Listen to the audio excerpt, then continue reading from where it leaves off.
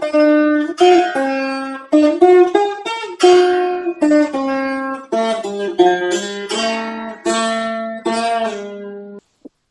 నమః శాంతాయ దివ్యాయ సత్యధర్మస్వరూపిణే స్వానందామృతతృప్తాయ సుందరాయ నమో నమః.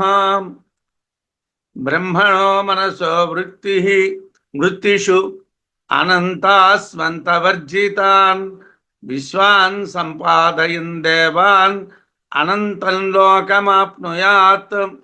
మనం సంపదోపాసన అనేటువంటి విషయాన్ని మాట్లాడుకుంటున్నాం. చేసేటువంటి కర్మ స్వల్పంగా ఉండడం, దాన్ని చాలా ఎక్కువగా భావన చేయటం, దానివల్ల అనంతమైనటువంటి ఫలాన్ని పొందటం అనేటువంటిది సంపదోపాసన. అది నన్ను ప్రారంభించుకున్నాం. దాంట్లో ఇవాళ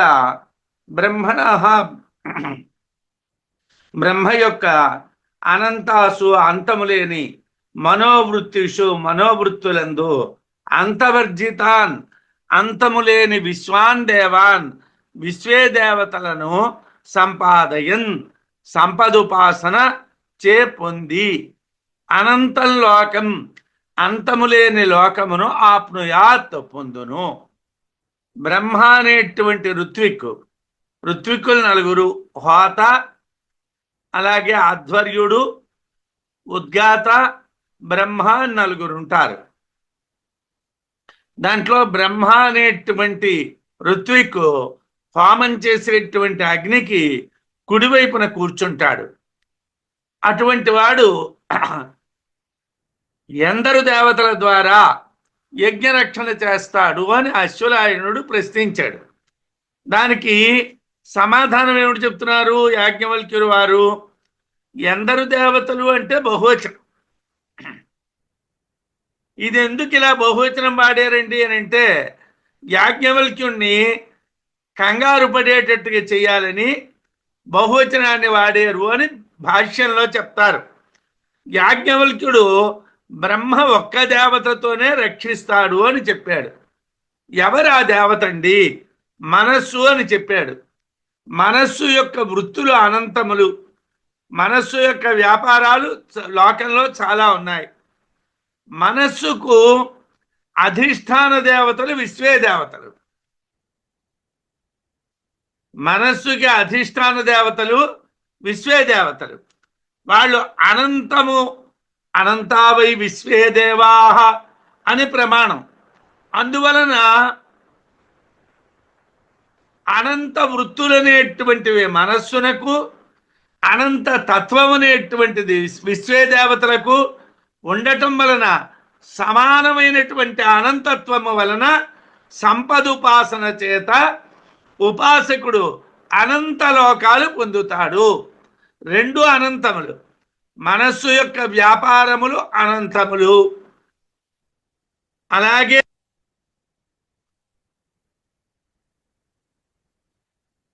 విశ్వదేవతలు అనంతమైనటువంటి వారు.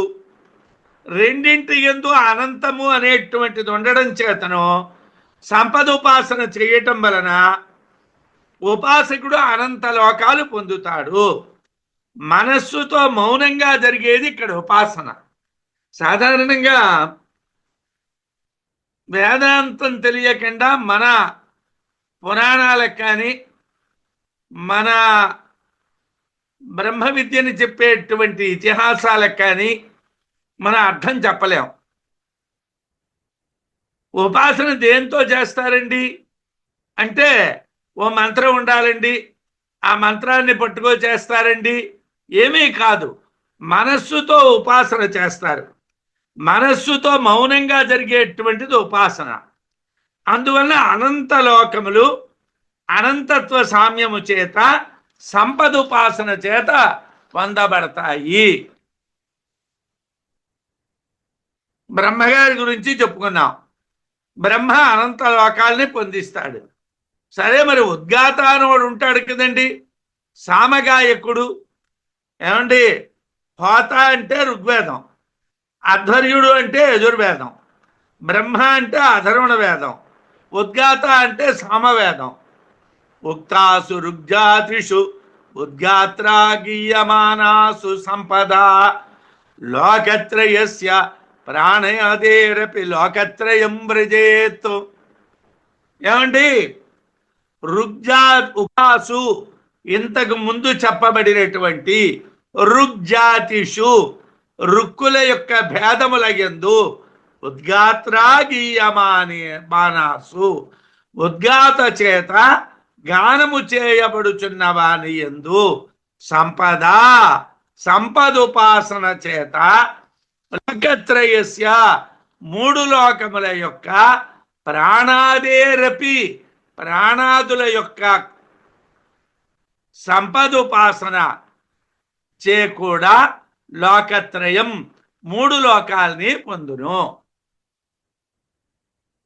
రుక్కులు మూడు, పురోనువాక యాజ్య శస్యము అని మూడు రుక్కులు. వాడ మూడు రుక్కులతోని ఇంతకు ముందేమో హోమం చేయించాడు. ఈ సామగాయకుడు ఆ పురోనువాక అనేటువంటి రుక్కుని గానం చేస్తాడు, యాజ్య అనేటువంటి రుక్కుని గానం చేస్తాడు, శస్య అన్నటువంటి రుక్కుని గానం చేస్తాడు. వీడు మూడు రుక్కుల్ని గానం చేస్తే మూడు లోకాలు చేయించేస్తాడు. ఉద్గాత ఎన్ని రుక్కుల్ని గానం చేస్తాడు అని అశ్వతుడు ప్రశ్న. అవి ఏవి అని ప్రశ్న. పురోనువాక్య, యాజ్య, శస్య మూడు. ఈ మూడు ఇంతకు ముందు చెప్పారు. ఆ మూడు శరీరంలో ఏ విధంగా ఉంటాయి? పురోనువాక్య అనేది ప్రాణం, యాజ్య అనేటువంటిది అపానం, శస్య అనేటువంటిది వ్యానం. ఇవి ఉపాసిస్తే సంపద ఉపాసన వలన మూడు లోకాలు జయించవచ్చును. పురోనువాక్య చేత భూలోకం, యాజ్య చేత అంతరిక్షలోకం, శస్య చేత ద్యులోకం జయించబడతాయి. ఈ రుక్కులు అధియజ్ఞాలు. ఈ రుక్కులు అధ్యాత్మం. ఎలా అంటే ప్రాణంలో మొదటి అక్షరం పా, పురోనువాక్యలో మొదటి అక్షరం పా. అందువలన పురోనువాక్య ప్రాణము. అపానం అంటే హవిస్సును చేతిలోనికి తీసుకొని సమర్పించడం. యాగం అంటే ఏమిటి? హవిస్సుని ఇవ్వడమే యాగం. అందువలన అపానం చేసే యాగం యాజ్యకు సరిపడుతుంది. యాజ్య అన్నటువంటిది అక్కడ అపానానికి సరిపోతుంది. ప్రాణాపాన వ్యాపారములు కట్టబెట్టి, అంటే ప్రాణం చేసే పని అపానం చేసే పని ఆపేసి రుక్కు పఠించడాన్ని శస్య అంటారు. దీనివల్ల ఈ పఠించుటకు హేతువైనటువంటి వ్యానానికి శస్యకు సమానం. ఇలాగా ప్రాణము, అపానము, వ్యానము, పురోనువాక్యము, యాజ్యము, శస్యము ఈ ఉపాసన చేతన ఏం జరుగుతుందయ్యా?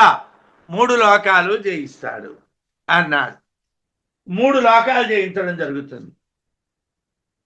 గయాభూర్ బ్రాహ్మణో విష్ణు అన్నం బ్రహ్మేతి సంపదా శ్రాద్ధే ఫలస్య బాహుల్యం మత్వా సంపాదయంతి. స్మృతికి సంబంధించినటువంటి ఒక శ్లోకాన్ని చెప్తున్నారు విద్యారణ్యుల వారు. సాధారణంగా పితృశ్రాద్ధాలు చేసేటప్పుడు మంత్రాన్ని చెప్తూ ఉన్నటువంటి అతను గయా శ్రాద్ధ ఫలితమస్తు అంటాడు. అంటే గయలో శ్రాద్ధం చేసినటువంటి పుణ్యం రావాలి అంటాడు. గయలో శ్రాద్ధం చేస్తే ఏం కలుగుతుందండి అంటే పితృదేవతలకి స్వర్గలోకాదులు కలుగుతాయి అని మన నమ్మకం. మన స్మృతులు అలా చెప్తున్నాయి. అయితే అందరూ వెళ్ళగలరా? స్మృతుల్లో ఓ వాక్యం ఉన్నది, యష్టమయో బహవః పుత్రాః ఏకోపి చ గయాం వ్రజేత్. ఎక్కువ మంది మగపిల్లలు ఉండాలి అని కోరుకోవాలట. ఎందుకోసం అంటే ఒకడైనా గయ వెళ్తాడని.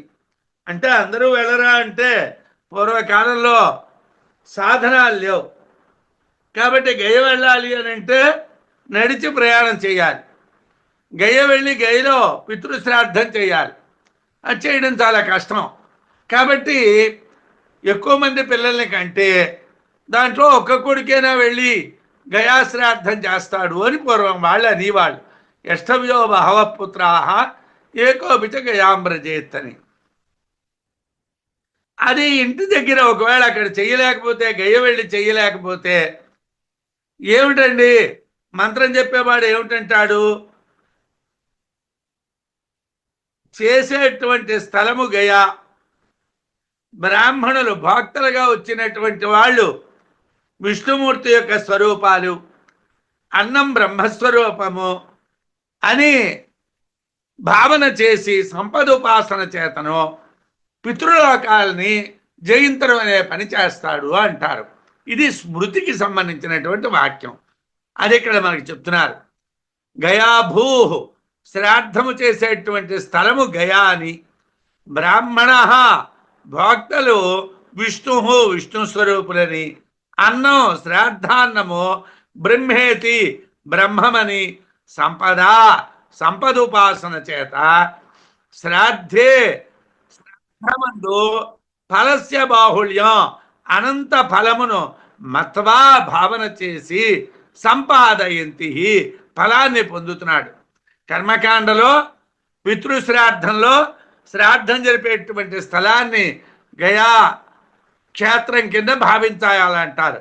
గయాయాన్ దత్తమస్తు అంటారు.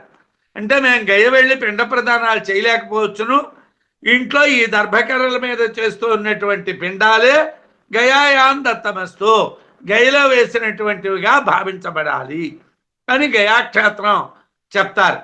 భక్తులు విష్ణు స్వరూపులు అంటే గదాధరుడు అంటారు.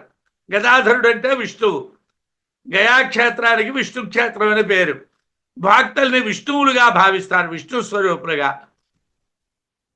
శ్రాద్ధాన్నాన్ని బ్రహ్మము అంటారు. అన్నం బ్రహ్మ, అన్నాన్ని బ్రహ్మగా భావిస్తారు. సంపదోపాసన చేత శ్రాద్ధంలో అనంతమైనటువంటి ఫలాల్ని భావించి అనంతమైనటువంటి ఫలాల్ని పొందుతున్నారు అని 12 శ్లోకాల్లో అశ్వల బ్రాహ్మణానికి సంబంధించినటువంటి విషయాన్ని విద్యారణ్యుల వారు మనకు చెప్పారు.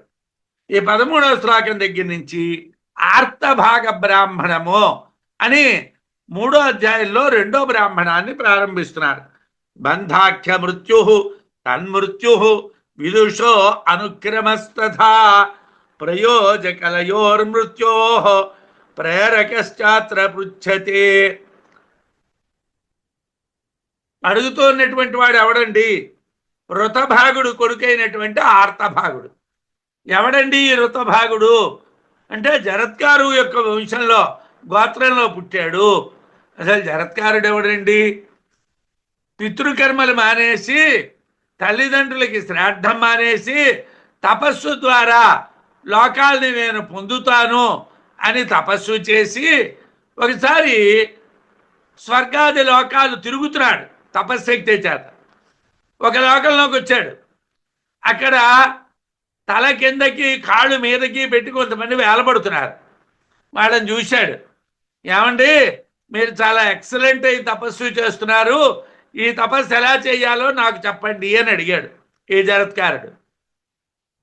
ఆ పితృదేవతలు అన్నారు, ఒరే మేము తపస్సు చేయటం లేదురా, మా వంశంలో జరత్కారుడునో వెధవ పుట్టాడు, వాడు పితృకర్మలు మానేశాడు, పెళ్లి మానేశాడు, వాడికి పిల్లలు లేరు, అందువల్ల మా వంశం విచ్ఛేదం అయిపోయింది, అందువల్ల మేము మూలం తెగిపోయి కాళ్ళు మీదకి బుర్ర కిందకి పాతాళంలో పడిపోవడానికి సిద్ధంగా ఉన్నావురా అన్నాడు. అప్పుడు జరత్కారుడికి తన తప్పు తెలిసి తనతో సమానమైనటువంటి పేరు కలిగినటువంటి వాసుకి అక్క చెల్లెలు జరత్కారువు అనేటువంటి దాన్ని వివాహం చేసుకొని ఆస్తికుడు అనేటువంటి మహామునిని కన్నాడు. ఆ ఆస్తికుడే జనమేజయుని యొక్క సర్పయాగాన్ని ఆపినటువంటి వాడు అని భారతం చెప్తుంది. అటువంటి జరత్కారుని యొక్క వంశంలో ఋతభాగుడు అనేటువంటి వాడు ఉంటే ఆ ఋతభాగుడు అనేటువంటి వాడి యొక్క కొడుకు ఆర్తభాగుడు అనేటువంటి వాడు ప్రశ్నలు వేస్తున్నాడు. అయితే సాధ్య సాధన రూపమైనటువంటి సంసారము నుండి మోక్షాన్ని కోరుకునేటువంటి వాడు మోక్షాన్ని పొందాలి. ముముక్షువు అంటే మోక్షాన్ని కోరుకునేవాడు. దేని నుంచి మోక్షాన్ని పొందాలి? సాధ్య సాధన రూపమైనటువంటి సంసారం నుంచి. అంటే సాధ్యాలు ఏమిటి, సాధనాలు ఏమిటి? సాధ్యములు అధియజ్ఞములు, అధిదైవములు. సాధనములు ఆది భౌతికములు. కాబట్టి బంధన రూపమైనటువంటి మృత్యుస్వరూపాన్ని గురించి ఇక్కడ చెప్తున్నారు. శృతి మృత్యువు నుండి అతిముక్తుడు అవుతాడు అని గ్రహ అతిగ్రహ గ్రహ అతిగ్రహ అతిగ్రహాలని గురించి చెప్పటం ఏదైతే ఉన్నాదో సా ముక్తి అతిముక్తి అని మనకి అశ్వల బ్రాహ్మణంలో మృత్యువు నుండి ముక్తుడవుతాడు, అతిముక్తుడవుతాడు అని చెప్పారు. అయితే ఏమండి, మృత్యువు నుంచి ముక్తుడవడం అంటే ఏమిటి? అంటే ముక్తుడైపోతాడండి? కాదండి. గ్రహ అతిగ్రహ అనేటువంటివి రెండు ఉన్నాయి, గ్రహములు అతిగ్రహములు. దాని నుండి వాడు బయటపడాలి కదా. సాధ్య సాధన రూప అర్థమునకు మృత్యు సంబంధం ఉండటం వలన ఆ విధంగా చెప్పవలసి వచ్చింది. ఇక్కడ మనకి ఆర్తభాగ బ్రాహ్మణంలో, క్రితం బ్రాహ్మణంలో ముక్తి కలుగుతుంది, అతిముక్తి కలుగుతుంది అంటే, నాయన గ్రహములు అతిగ్రహాలు నిన్ను విడిచిపెడితే నీకు ముక్తి అతిముక్తి కలుగుతాయి. అవి ఎలా విడిచిపెడతాయి? ఆ సాధ్య సాధన రూప సంసారం గ్రహ అతిగ్రహముల నుండి విముక్తం కాలేదు, విడిచిపెట్టబడలేదు, కనుక బంధం అవుతున్నది. కాబట్టి బంధాన్ని తెలిపేటువంటి ప్రయోజనంతో బ్రాహ్మణాన్ని ప్రారంభిస్తున్నారు. ఏమిటండి ఈ బ్రాహ్మణంలో మొదటి శ్లోకం అంటే, బంధాఖ్య మృత్యు తన్మృత్యు విదుషో అనుక్రమస్తదా ప్రయోజకలయోర్మృత్యో ప్రేరకశ్చ అత్ర పృచ్యతే అని మంత్రం. ఆ శ్లోకానికి మనం అర్థం చెప్పుకోవాలి. విదుష విద్వాంసునికి బంధాఖ్య మృత్యు, బంధమనేటువంటి మృత్యువు, తన్మృత్యు దానికి మృత్యువు. అంటే బంధము అనేటువంటి మృత్యువు ఉన్నది, ఆ బంధానికి మృత్యువు ఉన్నది. అనే విధంగా అనుక్రమ ఒకదాని తరువాత ఒకటి కలుగును. తథా ఆ విధముగానే అత్ర ఇచ్చట మృత్యువు యొక్క ప్రాయోజకలయ సాధ్యము అంటే దేవతా భావన లయించుట, ప్రేరకశ్చ దానికి ప్రేరకమైనటువంటి అధిదైవ దృష్టి సాధనము పృచ్యతే అడగబడుచున్నది. ఏమండి, ప్రేరకము అయినటువంటిది, ప్రయోజకము అయినటువంటిది, ప్రేరేపణ చేసేటువంటిది నశించాలి, ప్రయోజనము నశించాలి, సాధ్యము నశించాలి, సాధనము నశించాలి. సాధ్య సాధనాలు ఏమిటండి? గ్రహములు అతిగ్రహములు. ఏమిటండి ఆ గ్రహాలు అతిగ్రహాలు? చెప్తాం. విద్వాంసునికి బంధము వలన మృత్యువు, దాని నుండే కలిగేటువంటి మృత్యువు ఈ విధంగా క్రమంగా మృత్యు పరంపర కనిపిస్తుంది. మనం చదువుకున్నాం, మనకి బ్రహ్మజ్ఞానం ఉన్నది అనుకుంటున్నాం. మన విదుష అన్నారు విద్యారణ్యుల వారు. మనం పండితులమి. మనకి బంధం వల్ల మృత్యువు, ఆ మృత్యువుకి మరో మృత్యువు, ఆ మృత్యువుకి మరో మృత్యువు, ఇలాగా క్రమంగా అనేక మృత్యువులు కలుగుతున్నాయి. ప్రయోజకము సాధ్యము, ప్రేరకము సాధనము, ఆ రెండింటిని గురించి ఇక్కడ మనకి చెప్పాలి, చెప్తున్నారు. అధిభూత అధియజ్ఞా పరిచ్ఛేద ఫలాత్మక మోహ సంగాత్మకో మృత్యు గ్రహాతిగ్రహ బంధవాన్. అధిభూత అధియజ్ఞాది పరిచ్ఛేద, ఆది భౌతికము ఆది దైవిక మొదలైనటువంటి అధియజ్ఞ విషయాలు, యజ్ఞానికి సంబంధించినటువంటి విషయాలు వేరు వేరు విభాగం ఫలాత్మక, ముక్తి అతిముక్తి అనేటువంటి ఫలితాలను ఇస్తాయని మనం ఇంతకుముందు బ్రాహ్మణలో చెప్పుకున్నాం. అధియజ్ఞంలో అధిభూతాన్ని అధిదైవంలో మనం కానీ ఉపాసించినట్టుగైతే, ఒక దాంట్లో ఒకటిని లయం చేసి ఉపాసించినట్టుగైతే మనకి ముక్తి కలుగుతుంది, అతిముక్తి కలుగుతుంది అన్నాం. అయితే మోహసంగాత్మక, మోహము యొక్క కలయికతో కూడినటువంటిది మృత్యువు. మృత్యు ఎలాంటిదండి? మోహసంగాత్మక, మోహం అనేటువంటి దాని యొక్క కలయిక కలిగినటువంటిది. అది గ్రహ అతిగ్రహ బంధవాన్. గ్రహములు అతిగ్రహములు అనేటువంటి బంధాలతో కూడుకున్నటువంటిది మృత్యువు. మృత్యువుకి గ్రహాలు అతిగ్రహాలు అనే బంధాలు ఉన్నాయి. గ్రహము అతిగ్రహము అనే బంధములు కలది. అధిభూతము అధియజ్ఞము అను విభాగము ద్వారా ముక్తి అతిముక్తులు ఫలములు. అధిభూత అధియజ్ఞాలు అనేటువంటి విభాగం ద్వారా అశ్వల బ్రాహ్మణంలో మనము ముక్తి అతిముక్తి కోసం చదివాం. ఉపాసనలో లభిస్తాయి. కానీ మృత్యు అనేది మోహంతో కూడుకున్నటువంటిది. ఈ మోహానికి గ్రహ అతిగ్రహాల యొక్క బంధం ఉంది. ఏమిటి గ్రహాలు, ఏమిటి అతిగ్రహాలు అంటే, గ్రహ ఘ్రాణాదయోగ్యేయా గృహణంతి విషయాన్యతః ఘ్రాణాది ప్రేరకత్వేన గంధాద్యస్యు అతిగ్రహా. సూక్ష్మంగా దీనికి అర్థం ఏమిటంటే, ఇంద్రియాల్ని బంధములు అంటారు. ఇంద్రియములను గ్రహములు అంటారు. ఇంద్రియార్థములను అతిగ్రహములు అంటారు. ఇది సూక్ష్మార్థం. ఏమిటండి అంటే, ఘ్రాణాదయ, ముక్కు మొదలైనటువంటివి గ్రహములు. ఎందువలనంటే విషయాన్ని అర్థములను అతః గృహణంతి, గ్రహించటం వలన. ఇవేం చేస్తాయండి? విషయాల్ని గ్రహిస్తాయి. ముక్కు వాసన చూస్తుంది, కళ్ళు రూపాలను చూస్తాయి, నోరు మాట్లాడుతుంది, చెవి వింటుంది. కాబట్టి విషయాల్ని గ్రహించటం వలన వీటిని ఏమిటంటారు? గ్రహాలు అంటారు. గంధాద్యా, వాసన మొదలైనటువంటివి ఘ్రాణాది ప్రేరకత్వేన, ఇంద్రియాలైనటువంటి ముక్కు మొదలైనటువంటి వాటిని ప్రేరేపణ చేయటం చేత అతిగ్రహా స్యుహు, అతిగ్రహాలు అవుతాయి. అసలు వాసన ఎలా చూస్తున్నది? వాసన ఉంటే కదా చూస్తున్నది. గంధం ఉన్నది కాబట్టి వాసన చూస్తున్నారు, వాసన ఉంది కాబట్టి వాసన చూసింది. కాబట్టి అది అతిగ్రహం. ఇంద్రియ విషయము అతిగ్రహం, ఇంద్రియము గ్రహం. ఇంద్రియార్థాలని గ్రహించడం అవటం వల్ల ఘ్రాణాదుల్ని గ్రహములు అంటారు.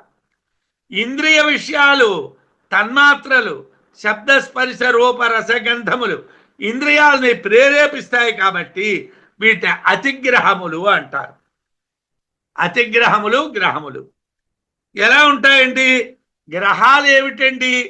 ముక్కు, కన్ను, నాలుక, నోరు, చెవి, మనస్సు, చెయ్యి, శరీరము, 8 చెప్పారు. వీటికి అతిగ్రహాలు ఏమిటండి? ఘ్రాణానికి గంధము, చక్షువుకి రూపము, జిహ్వకి రసము, వాక్కుకు నామము, శ్రోత్రానికి శబ్దము, మనస్సునకు కామము, చేతికి కర్మ, త్వక్కు శరీరానికి స్పర్శ. ఇవి అతిగ్రహాలు. 8 చెప్పారు. అయితే ఏమండి 8 ఇంకా చాలా ఉన్నాయండి. ఏదో మీకు ఫర్ ఎగ్జాంపుల్ అనడానికి చెప్పాం, అంటే ఉదాహరణ కోసం చెప్పాం. అంతే అనిపించి ఇదే అంకే కాదు, చెప్పాం 8 అని చెప్పాం. అయితే పూర్వ బ్రాహ్మణ సంప్రోక్త ధ్యాన సంయుక్త కర్మభి పరిచ్ఛాద వినాశోపి మృత్యో సర్వస్య నక్షయ. అశ్వల బ్రాహ్మణంలో చెప్పినటువంటి దాని వలన మృత్యువు పూర్తిగా పోదు. పూర్తిగా పోకపోవడం, సగం పోవడం అదేమిటండి అంటే పూర్వ బ్రాహ్మణ సంప్రోక్త ధ్యాన సంయుక్త కర్మభి. ఇంతకు ముందు బ్రాహ్మణములో అంటే అశ్వల బ్రాహ్మణములో చెప్పినట్లుగా ధ్యానముతో కూడినటువంటి కర్మల చేత పరిచ్ఛేద వినాశోపి ఆది భౌతికాలు, ఆధ్యాత్మికాలు, ఆది దైవికాలు అని వేరువేరుగా భావించబడడం నశించినప్పటికీ సర్వస్య మృత్యో మొత్తం మృత్యువంతా నక్షయ నాశనము కలుగట్లేదు. మొత్తం మృత్యు పోవటం లేదు. ఏం పోతున్నదండి? భిన్నభావం మాత్రమే పోయింది. ఆది భౌతికాలంటే, ఆది దైవికాలంటే, ఆధ్యాత్మికాలంటే వేరువేరుగా చూసేటువంటి భిన్నభావం పోయింది, కానీ మృత్యువు పోలేదు. అయితే మరి ఏం చేయాలండి? ఎందుకు అలా జరిగిందండి? ఇంతకు ముందు బ్రాహ్మణంలో ఆది భౌతిక, ఆధ్యాత్మిక, ఆది దైవికాలు లయం చేసి ఉపాసించడం చెప్పాం. కానీ దానివల్ల ఆది భౌతిక, ఆధ్యాత్మిక, ఆది దైవికాలు అనేటువంటి వేరువేరు భావనలు నశిస్తాయి తప్పిస్తే మొత్తం మృత్యువు నశించదు. మరి అలాగా హిరణ్య గర్భరూపేపి శ్రూయంతే హి క్షుధాదయః అతో మృత్యురశేషస్య మృత్యురన్యోత్ర పృచ్యతే. అసలు విచిత్రం ఏమిటంటే బ్రహ్మగారే చచ్చిపోతారు. ఈ కల్పం అయిపోతే ఈ బ్రహ్మ ఊడిపోతాడు, కొత్త బ్రహ్మ వస్తాడు. మరో కల్పం వస్తే మరో బ్రహ్మ, మరో కల్పం వస్తే మరో బ్రహ్మ. అనంత మన ఆంజనేయ స్వామి వారిని భవిష్యత్ బ్రహ్మణే నమః అంటాం. అశ్వత్థామని భవిష్యత్ బ్రహ్మణే నమః అంటాం. అంటే ఈ జన్మలో అంటే ఈ కాలంలో బ్రహ్మగా ఉన్నటువంటి వాడు ఈ బ్రహ్మకల్పం అయిపోయిన తర్వాత ఉండడు. వీడి పోస్ట్ పోగానే వీడిపోతాడు, కొత్తవాడు వస్తాడు. కాబట్టి హిరణ్య గర్భరూపేపి, హిరణ్య గర్భరూపుడైనటువంటి బ్రహ్మయందు కూడా క్షుధాదయ ఆకలి, దప్పిక మొదలగునవి శ్రూయంతే వినబడుచున్నవి. అత అందువలన మృత్యువు కలుగుచున్నది. అశేషస్య మృత్యువు మొత్తము మృత్యువు అన్యత్ర ఇంకొక చోట పృచ్యతే అడగబడుతున్నది. ఏమండి మీరు మృత్యువు అంటే నిన్నను పోయిందన్నారండి? ఎక్కడికి పోలేదండి. బ్రహ్మగారి దగ్గరికి వెళ్ళాం, బ్రహ్మలోకానికి వెళ్ళాం, వాడే పోతాడు, మనమేమిటి ఉంటాం సార్? బ్రహ్మలోకానికి మనం వెళ్తామని నేను చెప్పుకున్నాం. బ్రహ్మలోకంలో ఏమవుతుందండి? వాడు కూడా పోతాడు, వాడితో పాటు మనం పోతాం. కాబట్టి దీనివల్ల ఫలితం లేదు. దీన్ని తెలియటం వల్ల మనకేమీ ప్రయోజనం లేదు. మరెలాగండి? అచనాయా హి మృత్యుహు అను చోట ఆకలియే మృత్యువు, బుద్ధ్యాత్మన అచనాయా ధర్మ ఇది స ఏష బుద్ధ్యవస్తో హిరణ్య గర్భో మృత్యు ఇత్యుచ్యతే అని భాష్యంలో మనకి అశనాయా హి మృత్యుహు అనేటువంటి మంత్రానికి అర్థం రాస్తూ ఆకలినే మృత్యు అంటారు. సమిష్టి బుద్ధిశక్తి ఉపాధిగా కలిగినటువంటి హిరణ్య గర్భుడు ఆకలే, అందువల్ల హిరణ్య గర్భుడు మృత్యువు అనబడతాడు అని చెప్పారు. అందువల్ల హిరణ్య గర్భుడు కూడా ఆకలి మొదలైనటువంటి ధర్మాలు చెప్పబడ్డం చేతను మృత్యు ధర్మాలు ఉన్నాయని తెలుస్తున్నది. ఇచ్చట వీడడుగుతున్నది ఏమిటి? మొత్తం అన్నింటికీ మృత్యు, అన్నీ నాశనం అవడం ఎలాగా? నిర్ణయో మృత్యు మృత్యు బంధమోక్షావబుద్ధయే దుర్వచౌ చ గ్రహాదీనాం లోకే అత్యంత అప్రసిద్ధత. ఏమండి? బంధమోక్ష అవబుద్ధయే. బంధం అంటే ఏమిటి, మోక్షం అంటే ఏమిటి తెలియాలి. మాకు తెలుసునండి. బంధం అంటే ఈ సంసారం అండి, మోక్షం అంటే దీని నుంచి బయటకు వచ్చేయడం అండి, ఇది కాదండి. ఇవి తెలియటానికి మృత్యువు తన్మృత్యువు, మృత్యువు దాని యొక్క మృత్యువు నిర్ణయం చేయాలి. మృత్యువుని నిర్ణయం చేయాలి, మృత్యువుకి మృత్యు అయినటువంటి దాన్ని కూడా నిర్ణయం చేయాలి. లోకే అత్యంత అప్రసిద్ధత, లోకంలో మిక్కిలి అప్రసిద్ధాలు అవ్వటం వలన గ్రహాదీనాం, గ్రహాదుల యొక్క తత్వము దుర్వచౌచ, చెప్పడం కష్టం. గ్రహం అంటే ఏమిటండి? ఇంద్రియాలు. ఇంద్రియాల యొక్క లక్షణాలు ఏమిటండి? మాకు తెలియవండి. ఇంద్రియార్థముల యొక్క లక్షణాలు మనకు అర్థం కావాలి. ఎందువల్లండి అంటే అవి అప్రసిద్ధములు. లోకంలో అవి తెలిసినటువంటి వాళ్ళు చాలా తక్కువగా ఉంటారు, అందువలన తెలియదండి. బంధం అంటే ఏమిటో, మోక్షం అంటే ఏమిటో తెలియటం కోసం దాని మృత్యువును నిర్ణయించాలి. లోకంలో అప్రసిద్ధాలైనటువంటి గ్రహ అతిగ్రహాల గురించి చెప్పడం చాలా కష్టతరం, చాలా కష్టతరం. గ్రహ అతిగ్రహవద్బంధ దేహే పియేష తథాప్యసౌ జన్మాంతరేష్వ సంచారాన్ న ప్రసిద్ధో న దుర్వచః. ఏమండి? గ్రహ అతిగ్రహవద్బంధ, గ్రహములు అతిగ్రహముల వలె బంధము. ఏషః దేహః అపి, ఈ శరీరమునందు ఉన్నప్పటికీ, తథాపి ఆ విధంగా అయినప్పటికీ, అసౌ ఈ దేహము జన్మాంతరేషు ఇతర జన్మముల యందు నశంచారాత్ కలగదు కాబట్టి, అప్రసిద్ధ నా, ప్రసిద్ధము కానటువంటిది కాదు, దుర్వచః నా, చెప్పడానికి కష్టమైనటువంటిది కాదు. శరీరాన్ని గురించే చెప్పొచ్చును. శరీరం అనేటువంటిది ప్రసిద్ధమే. ఇది కూడా గ్రహ అతిగ్రహ లాంటిది అయినా ఇది కనిపిస్తుంది, దీని గురించే చెప్పొచ్చు. అవి కనిపించవు, వాటి కోసం చెప్పలేము.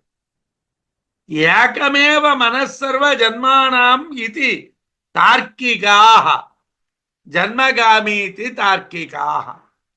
అక్షాంతరాణ్యపీతి అన్యే తేన సంఖ్యాత్ర దుర్వచ. ఏకమేవ మనస్సర్వ జన్మగామీతి తార్కికాః. ఏకమేవ, ఒకే ఒక్క, మనస్సు జన్మగామీతి, అన్ని జన్మముల యందు అనువర్తించును, పొందబడును అని తార్కికాః, తార్కికులు అంటారు. అన్ని జన్మల్లోనే మనస్సు సమానం అంటారు. అన్యే ఇతరులు, అక్షాంతరాన్ని ఇతర ఇంద్రియములు అపీతి అనువర్తించును అందరు. ఇతరమైనటువంటి ఇంద్రియాలు కూడా అలాగే అనువర్తిస్తాయి, అలాగే పొందబడతాయి అంటారు. తేనా, అందుచేత సంఖ్యాత్ర, ఈ విషయం ఎన్నియో సంఖ్య చెప్పుట నాకు కుదరదు. దుర్వచః, చెప్పటం కష్టతరం. ఏమండి? మనస్సు అనేటువంటిది ఒక్కటే జన్మాంతరాల్లో ఉంటుంది అని తార్కికులు అంటారు. అలా కాదయ్యా, మిగిలినటువంటి ఇంద్రియాలు కూడా జన్మాంతరంలో పొందబడతాయి అని ఇతరులు అంటారు, అనువర్తిస్తాయి అని అంటారు. అందువలన జీవుని అనువర్తించేటువంటి వాటి యొక్క సంఖ్య చెప్పలేం. ఈ జన్మలో ఎన్ని ఇంద్రియాలు ఉన్నాయి, ఎన్ని ఇంద్రియాలు మళ్ళీ జన్మలో పొందబడ్డాయి, ఇది చెప్పలేం. ఎందువల్ల చెప్పలేమండి అంటే కిందని చెప్తున్నారు. మనోన్యాయ సమోన్యేషు తేనాశేష వివక్షయా పర్యగ్రహీద్ అష్టసంఖ్యాం అన్యాంతర్భావముఖ్యతాం. ఖచ్చితంగా చెప్పలేమండి. ఓ 8 చెప్పాం. అలాగని చెప్పి ఇంకా ఎక్కువ ఉండొచ్చు, అంతకన్నా తక్కువ ఇంద్రియాలు ఉండొచ్చు. ఎందుకంటే ఆయా దేహాలని బట్టి ఉంటాయి. ఒక దోమ ఉన్నది, దానికి ఉండే ఇంద్రియాలు ఇంద్రియ విషయాలు తక్కువ. ఓ పక్షి ఉన్నది, దాని ఇంద్రియాలు దాని ఇంద్రియ విషయాలు వేరు. ఒక పశువు ఉన్నది, దాని ఇంద్రియాలు ఇంద్రియ విషయాలు వేరు. ఓ మనిషి ఉన్నాడు, వాడి ఇంద్రియాలు ఇంద్రియ విషయాలు వేరు. ద్విపాత్రుల యొక్క ఇంద్రియాలు ఇంద్రియ విషయాలు వేరు, చతుష్పాత్రుల యొక్క ఇంద్రియాలు ఇంద్రియ విషయాలు వేరు. మనోన్యాయ, మనస్సు జన్మాంతరమునందు అనువర్తించును అను న్యాయము అన్యేషు ఇతరములందు కూడా సమానమే. మనస్సు జన్మాంతరాల్లో అనువర్తిస్తుంది అని చెప్పారు కదండి. అంటే అదే పద్ధతిలో అన్ని ఇంద్రియాలు పనిచేస్తాయి. కొంతమంది జఫా చేపలు ఎక్కువగా ఉంటుంది. తిండోయ్ తిండోయ్ తిండోయ్ తిండోయ్ అంటూ ఉంటారు. నోరు కట్టుకోలేరు. ఉదయం టిఫిన్ ఉండాలి, మధ్యాహ్నం భోజనం ఉండాలి, రాత్రి ఏదో తినాలి. ముప్పూట్లా తిన్నా మూర్ఛపోతూ ఉంటాడు అన్నట్టుగా ఉంటాడు. కొంతమంది ఒక పూట తిన్నా ఆకలేదు, వారాల తరబడి నెలల తరబడి తిండి లేకుండా ఉండగలరు. ఆ కారణం ఏమిటండి? జన్మాంతర వాసన విశేషం. ఇతర జన్మల్లో వాడు ఆహారాన్ని నియంత్రించుకోవటం చేత ఈ జన్మలో వాడికి ఆహారం అనేటువంటిది ఇచ్చే తక్కువగా ఉన్నాడు. ఏమండి, అన్ని ఇంద్రియాలకి ఇంద్రియ ధర్మాలు అనేటువంటివి ఒకే జన్మలో కాదు, అన్ని జన్మల్లో సమానమే. కానీ తేనా అందుచేత అశేష వివక్షయ జీవుణ్ణి అనుసరించేటువంటి సూక్ష్మ ధర్మాలని అన్నింటినీ చెప్పటం కొరకు సంఖ్యాం 8 అనేటువంటి సంఖ్య గ్రహించబడను. అస్యాంతర్భావ అన్యాంతర్భావ ఊహ్యతాం. ఇతర ఇంద్రియములు అంతర్భావాన్ని ఊహించుకోండి. అంటే ఒక ఇంద్రియం కొన్ని జీవులకు ఉండకపోతే ఆ ఇంద్రియ ధర్మం మరో ధర్మంలో పనిచేయడం అనేటువంటిది మీరు ఊహించుకోండి. ఎలాగండి? జన్మాంతరములందు జీవుని మనస్సు ధర్మాలు అనువర్తించినట్లు ఇతర ఇంద్రియ ధర్మాలు కూడా అనువర్తిస్తాయి. అందుకొరకే అన్నింటినీ స్వీకరించుటకు ఉపలక్షకంగా 8 చెప్పారు. ఇతరాలన్నింటినీ మనం గ్రహించాలి. ఘ్రాణము, చక్షువు, జిహ్వ, వాక్కు, శ్రోత్రము, మనస్సు, హస్తము, త్వక్కు, గ్రహాలు. అంటే జ్ఞానేంద్రియ కర్మేంద్రియాల్లో కొన్నింటిని గ్రహించారు, మిగిలినటువంటివి మనం ఊహించుకోవాలి. అదేవిధంగా గంధము, రూపము, రసము, నామము, శబ్దము, కామము, కర్మ, స్పర్శ గ్రహించారు. మిగతా వాటిని మనం ఊహించుకోవాలి. అంటే ఎన్ని ఉంటాయండి నేను చెప్పలేము. ఎందుకంటే వచ్చే శరీరాన్ని బట్టి ఉంటుంది. వచ్చే శరీరాన్ని బట్టి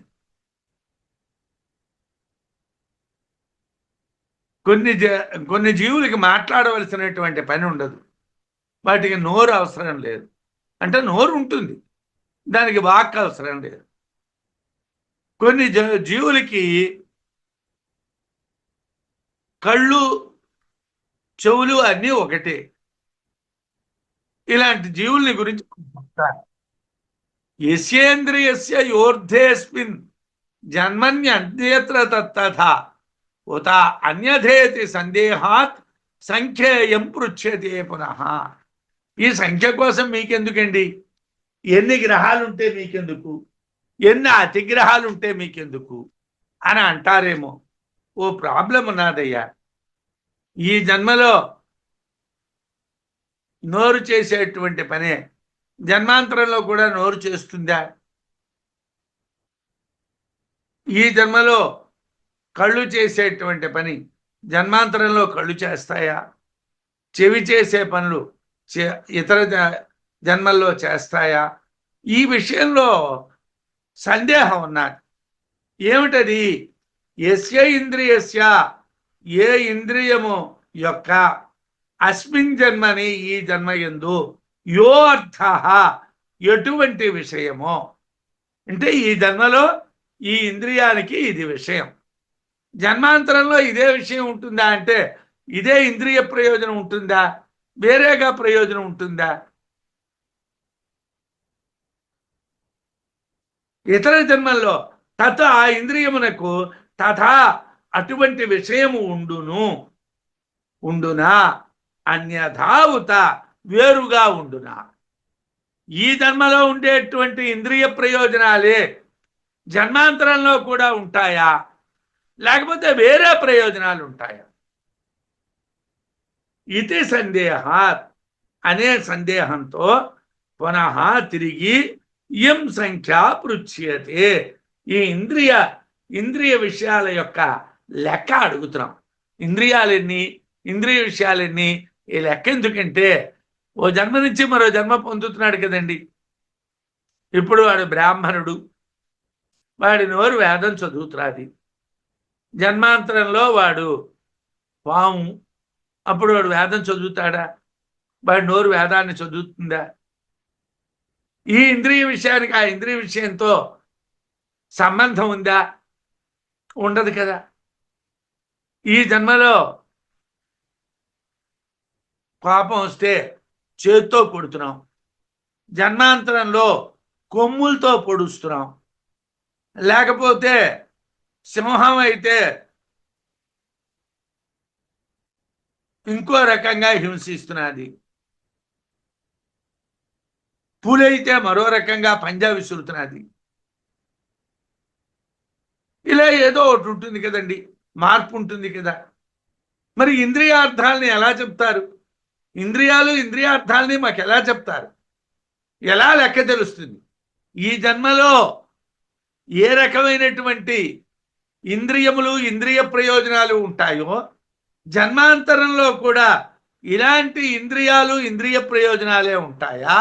ఏమైనా మార్పు ఉంటుందా? అందుకోసం మాకు లెక్క చెప్పండి.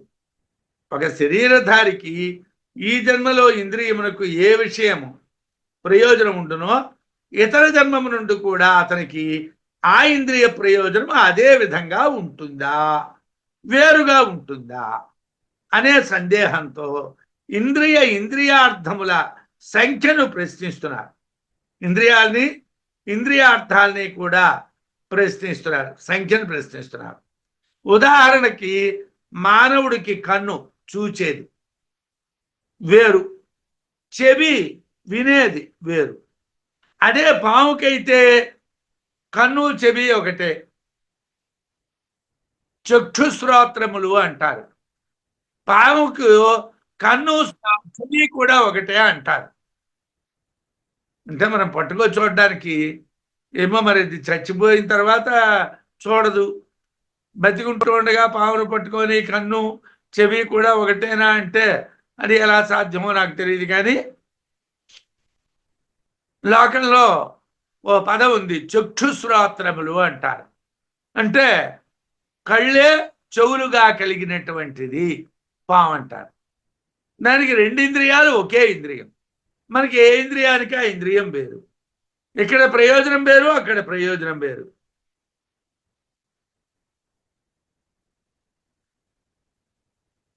అందువలన ఇంద్రియాల యొక్క సంఖ్య అన్ని జీవులకు ఒకే విధం కాదు కదా.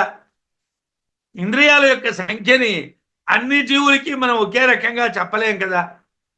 ఒక జీవికి ఉండేటువంటి ఇంద్రియాలు వేరు, మరో జీవికి ఉండే ఇంద్రియాలు వేరు. చేత్తో కర్మ చెయ్యాలి అన్నారు. చెయ్యలేనటువంటి జంతువులు దేంతో చేస్తాయి? పక్షులు దేంతో చేస్తాయి? అంటే అక్కడ ఇంద్రియాలు స్పష్టంగా లేవు. అన్ని జీవులకి ఒక రకమైన ఇంద్రియాలు లేవు.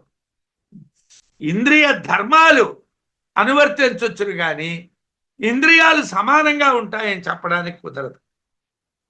దృష్ట్యానుసార్య దృష్టంతు కల్పనీయమితి దృశాత్ న్యాయాత్ ప్రాహ యథా దృష్టాం ఇంద్రియార్థ వ్యవస్థితిం. ఏమండి, మీకు ఇక్కడ మరొక విషయం చెప్తామండి అన్నాడు ఆయన. ఏమిటండి మరో విషయం?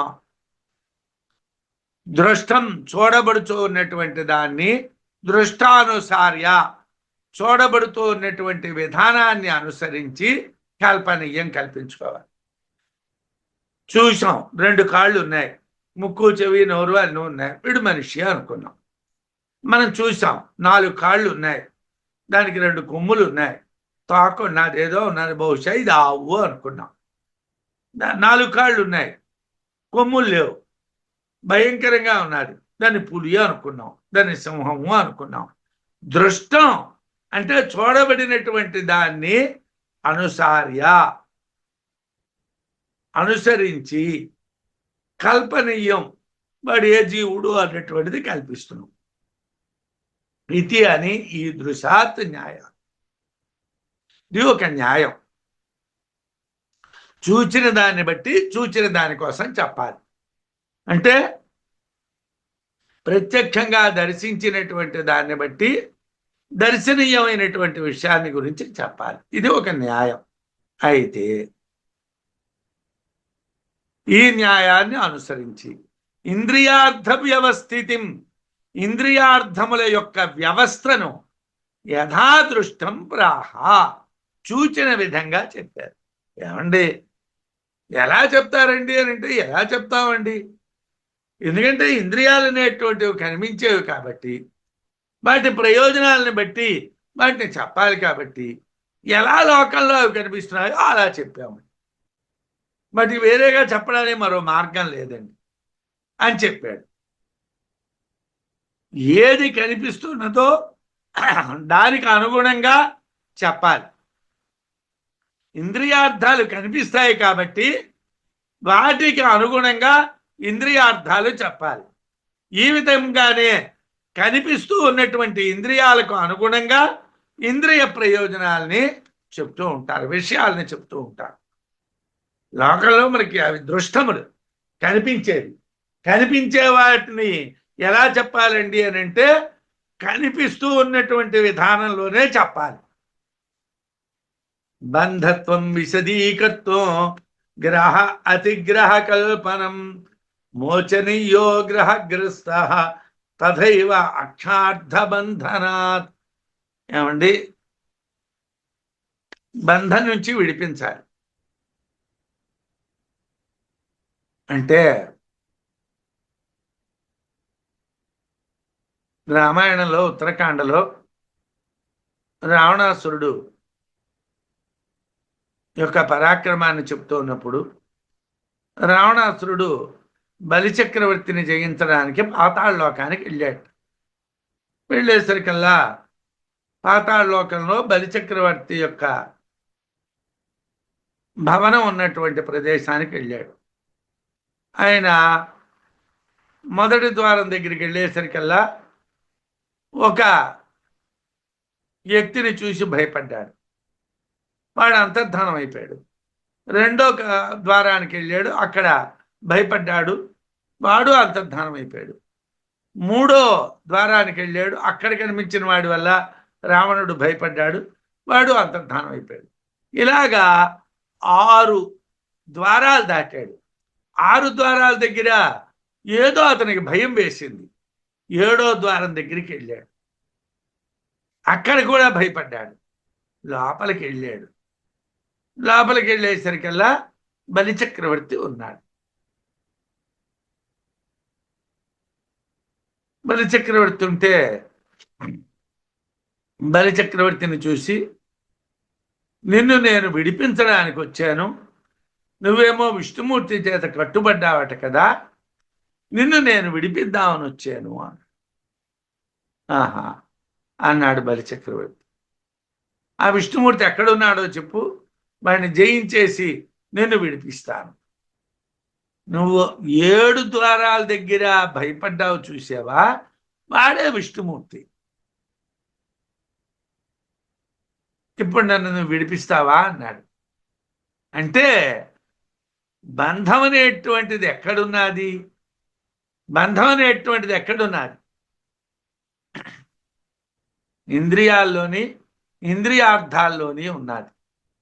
మన ఇవాళ లోకంలో ఉదయం లేచేసరికల్లా జిహ్వ కాస్త పనిచేయాలంటే చిన్న కాఫీ చుక్క తాగాలి. ఇంద్రియము ఇంద్రియార్థము అదో బంధం. ఏదో 9-10 గంటల మధ్యని మళ్ళీ నాలికి పనిచేయాలంటే చిన్న పలహారం చెయ్యాలి, బంధం. ఏమండి, చూడాలి, వినాలి, మాట్లాడాలి, తినాలి, త్రాగాలి, నిద్రపోవాలి, ఇవన్నీ కూడా ఇంద్రియములు ఇంద్రియార్థములు. వీటి చేతనే మనం కట్టుబడి ఉన్నామండి. మనం కట్టుబడే ఉన్నాం. మనం మోక్షం కోసం ఉపన్యాసాలు చెప్తున్నాం, కానీ మోక్షం నుంచి బయటికి రావడానికి ఇవన్నీ నువ్వు మానేస్తుండగలవా? వీటన్నిటి విడిచిపెట్టాడు మళ్ళావా పిల్లల్ని, డబ్బుని, ఇళ్ళని, వాకళ్ళని తర్వాత వదిలేద్దు. కానీ ముందు ఉదయం లేచి కాఫీ లేకపోతే ఉండగలవా? టిఫిన్ లేకపోతే ఉండగలవా? భోజనం లేకపోతే ఉండగలవా? నిద్ర లేకపోతే ఉండగలవా? ముందు వీటి నుంచి బయటికి రారా. బంధత్వం విశదీకర్తం గ్రహాతిగ్రహ కల్పనం మోచనీయో గ్రహగ్రస్త తథైవ అక్షార్థ బంధనాత్. బంధత్వం, బంధింపబడటం అనేటువంటిది విశదీకర్తం, స్పష్టపరచడం కోసం గ్రహాతిగ్రహ కల్పనం, గ్రహాలు అతిగ్రహాలు అనే కల్పన చేశారు. గ్రహగ్రస్త, గ్రహములచే కట్టుబడిన వాడిని, అంటే ఇంద్రియాల చేత కట్టుబడినటువంటి వాడిని, తథైవ అదే విధంగా అక్షార్థబంధనాత్, విషయాలనేటువంటి అతిగ్రహాల చేత కట్టుబడినటువంటి వాడిని మోచనీయ, విడిపించాలి. ఇంద్రియాల నుంచి విడిపించాలి, ఇంద్రియార్థాల నుంచి విడిపించాలి. ముందు వీటి నుంచి నువ్వు బయటపడితే తర్వాత పుత్రేషను వదిలిస్తావో, విత్తేషను వదిలిస్తావో, లోకేషను వదిలిస్తావో తర్వాత గోల. ముందు వీటి నుంచి, ఈ వ్యవహారం నుంచో బయటికి రాలేవు. కాఫీ లేకపోతే ఉండలేవు, టిఫిన్ లేకపోతే ఉండలేవు, భోజనం లేకపోతే ఉండలేవు, నిద్ర లేకపోతే ఉండలేవు, ఎవరు మాట్లాడడానికి లేకపోతే ఉండలేవు, ఎవడో పలకరించిన వాడు ఉండకపోతే ఉండలేవు. ఇవే నీ ఇంద్రియాలే బాధపడుతున్నాయి. నీ కళ్ళు, నీ చెవులు, నీ ముక్కు, నీ నోరు, నీ శరీరం, నీ చేతులు, నీ కాళ్ళు, ఇవే నిన్ను ఇబ్బంది పెడుతున్నాయి. వీటి నుంచి నువ్వు దూరంగా ఉండగలవా? వీటి నుంచి విడిపించాలి. జీవులు బద్ధులు. ఈ బంధింపబడటాన్ని స్పష్టంగా తెలియాలంటే గ్రహాలని, అంటే ఇంద్రియాలను, అతిగ్రహములను, విషయాలను కల్పన చేశారు. బద్ధుడు అంటే కట్టబడిన వాడు. ఇంద్రియాల చేత కట్టుబడినటువంటి వారికి విషయాలనేటువంటి బంధాల నుండి విడిపించాలి. ఇంద్రియాల నుంచి వాడు బయటపడాలి, విషయాల నుంచి బయటపడాలి. గ్రస్తం హిరణ్యగర్భాంతం మృత్యునా సకలం జగతు గ్రహాతిగ్రహ రూపేణ మృత్యు తస్యాస్తి వానవా. ఏమయ్యా, గ్రహాతిగ్రహ రూపేణ, గ్రహములు అతిగ్రహములు అనేటువంటి రూపంతో మృత్యునా, మృత్యువు చేత, హిరణ్య గర్భాంతం సకలం జగత్తు, హిరణ్య గర్భుడు పర్యంతంగా కలిగినటువంటి మొత్తం జగత్తంతా కూడా గ్రస్త, ఆవరించబడ్డాది, కప్పివేయబడ్డాది, మృత్యువు చేత కప్పివేయబడ్డాది. అందరూ చూస్తున్నారు.